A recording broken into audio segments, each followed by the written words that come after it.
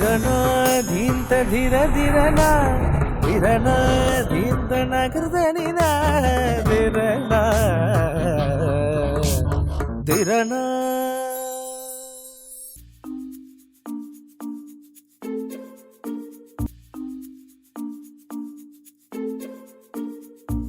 வணக்கம் நேயர்களே, கொத்தமல்லி சட்னி எப்படி செய்கிறதுங்கிறத காமிக்க போகிறேன்.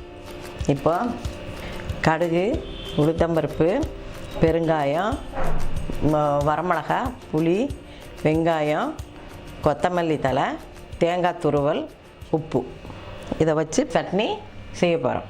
அடுப்பத்தை வச்சு வானிலையை வச்சுருக்கேன். ஆயில் 3 ஸ்பூன் ஆயில் விட்டுருக்கேன். எண்ணெய் காய்ச்சது, கடுகு, உளுந்தம்பருப்பு, இந்த பெருங்காயம்,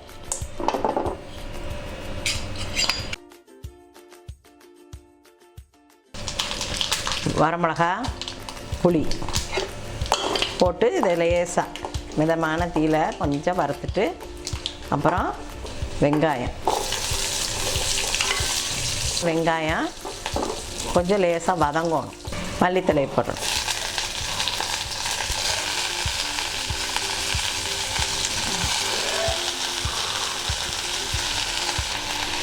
நல்லா இந்த மல்லி ஒரு 2 நிமிஷம் கொஞ்சம் லேசாக வதங்குற வரைக்கும் வதக்கணும்.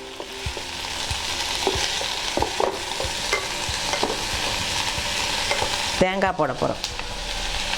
வேணுன்னா போட்டுக்கோங்க, இல்லைன்னா வெறும் மல்லித்தலையாக வேணுனாலும் அப்படியே செஞ்சுக்கலாம். புதினா சட்னி வதக்குனது ஆறிடுச்சு. இப்போ மிக்சியில் போட்டு அரைக்க போகிறோம்.